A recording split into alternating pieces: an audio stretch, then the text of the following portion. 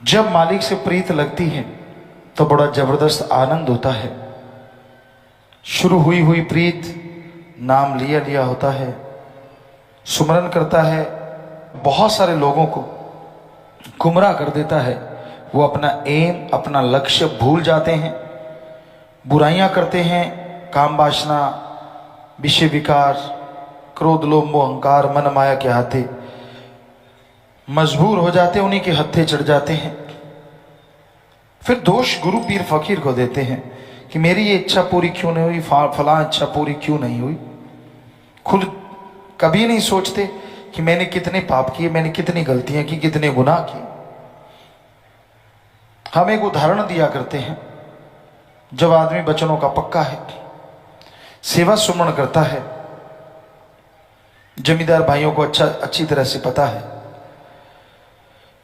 कि पानी आपके ट्यूबवेल से या नहर से भर के जाता है नाले में, खाड़े में, तो वो 1 किलोमीटर आधा किलोमीटर तक लेके जाते हैं आप। पानी खेत में लगने लगता है, अभी लगने ही लगता है कि अचानक या नहर का मोगा है, यहां शुरुआत है, नहर से पानी आ रहा है, वहां से वो खाड़ा, वो नाला टूट जाता है। तो खेत में जो पानी थोड़ा सा लगा ही था वो भी बैक शुरू हो जाता है, कोई उसका फायदा नहीं होता। और आदमी दौड़ता है, 1 किलोमीटर चल के आया, उसको बांधने में समय लगता है, फिर से वो खाड़ा नाला भरता है, फिर जाके खेत में पानी लगने लगता है। तो इस तरह कई बार देखा हमने जमींदारों के, घंटा 2 घंटे यूं ही बर्बाद हो जाते हैं। तो वो तो घंटा 2 घंटा है, जब आप वचन तोड़ देते हैं उस समय लगता होता है कि आप अपनी पदवी को हासिल करेंगे, जो पीर फकीर ने वचन किए हैं या आपने करवाए हैं। ऐसा लगता होता है कि अब तो बस आप पहुंचने वाले हैं।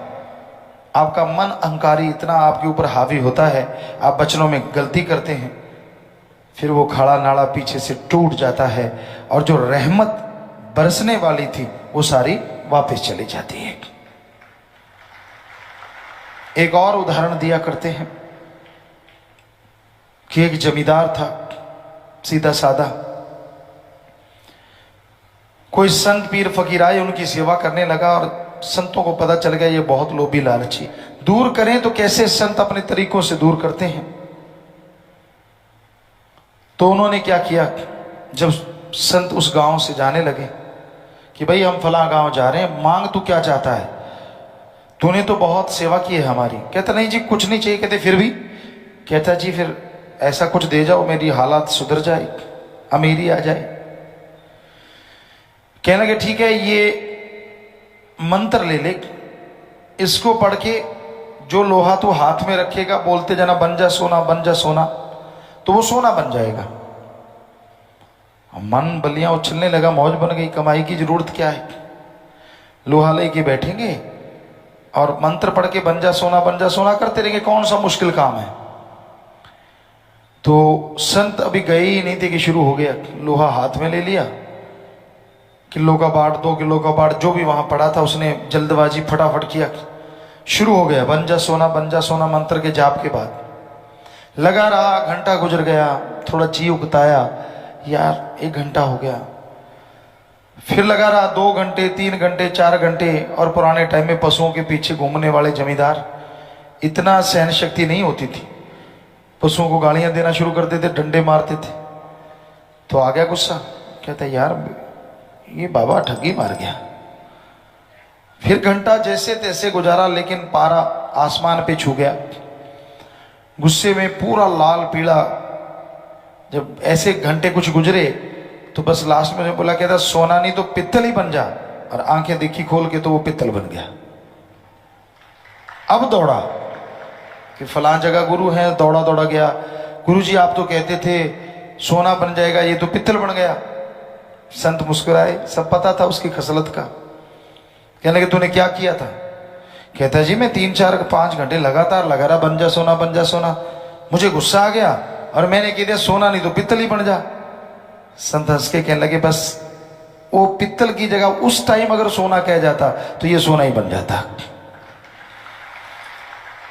तो वो वाली बात है, संत प्यार मोहब्बत की पट्टी लिखते हैं प्यार से अक्षर डालते हैं, मोहब्बत के बीज बोते हैं, और जब फल लगने वाला होता है, मन उसकी जो तने होते हैं, जड़ें होती हैं, वहां पे आरी फिरवा देता है, कुल्हाड़ी चलवा देता है, छोड़ यार क्या है, और सारे फल लगने वाले थे, पेड़ सूख जाता है। सो बचनों पे जब आप काट कर देते हैं, आपको मखौल लगता है, मामूली बात लगती है, संतों को दोष देना आसान होता है, खुद की कारगुजारी नहीं पता होता। जब आदमी वचनों पे गलतियां करता है, बुरे कर्म करता ही चला जाता है और मनमते चलता है, यहां कुछ और, बाहर निकलते ही कुछ और, हवा की बातें ये वो, तो फिर संत चाहे कितने भी वचन करें, वो पूरे तो तभी होंगे ना जब आप उनको फॉलो करेंगे।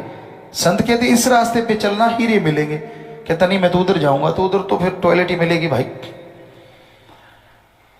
संतों की बात मानो, उसके अकॉर्डिंग चलो, तो वचन पूरे ना हो तो सवाल ही पैदा नहीं होता।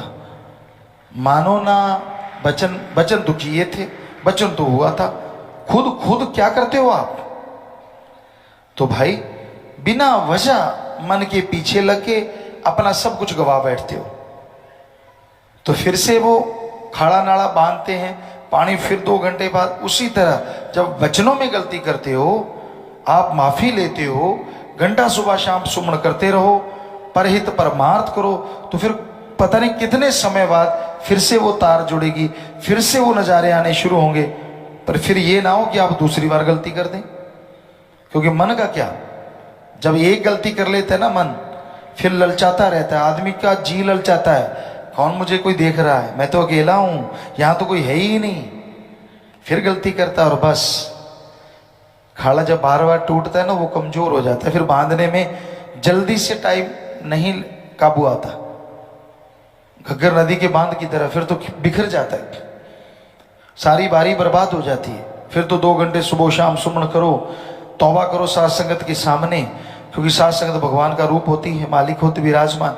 फिर माफी मिलती है, फिर पता नहीं कितना समय गुजरने के बाद नुकसान होना तो बंद हो जाता है माफी के साथ ही, लेकिन नई खुशियां आने में फिर देर लगती है। हाँ 2 घंटे सुबह शाम 2 महीने सुमन कर लो तो हो सकता है खुशियां फिर से जल्दी आ जाएं, लेकिन इसका मतलब ये नहीं है कि आप फिर गलती कर लें, क्योंकि जितनी गलतियां करते जाओगे उतनी ही मालिक से दूरी बढ़ती जाएगी, उतनी ही खुशियों में कमियां आती जाएंगी।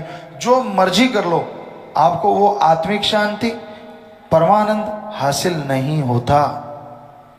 इसलिए गलतियां ना दोहराया करो। हमारा तो बताना फर्ज है, मानना ना मानना आपकी। ਧੰਨ ਸਤਿਗੁਰੂ ਤੇਰਾ ਹੀ ਆਸਰਾ। ਗੁਰੂ ਜੀ ਦੀ ਪਿਆਰੀ ਸੰਗਤ ਨੂੰ ਨਿਵੇਦਨ ਕੀਤਾ ਜਾਂਦਾ ਹੈ ਕਿ ਹਰ ਰੋਜ਼ ਸਤਸੰਗ ਸੁਣਨ ਦੇ ਲਈ ਸਾਡੇ ਚੈਨਲ ਡੇਰਾ ਸੱਚਾ ਸੌਦਾ ਨੂੰ ਸਬਸਕ੍ਰਾਈਬ ਕਰ ਲੈਣਾ ਜੀ।